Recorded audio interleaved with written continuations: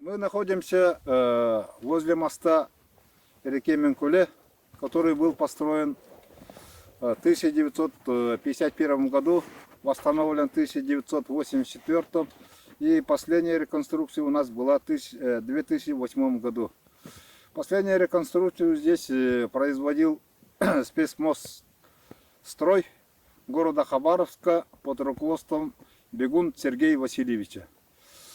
Параметр моста 317 погонных метров длиной, высотой 9 метров и шириной также 9 метров. Он, как я сказал, находится на республиканской дороге Яна, который доходит до поселка Батагай, соединяет.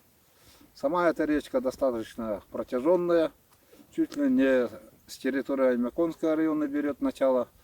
И на этой речке расположены рудопроявления достаточно мощные. Это меди, серебра и других полезных ископаемых.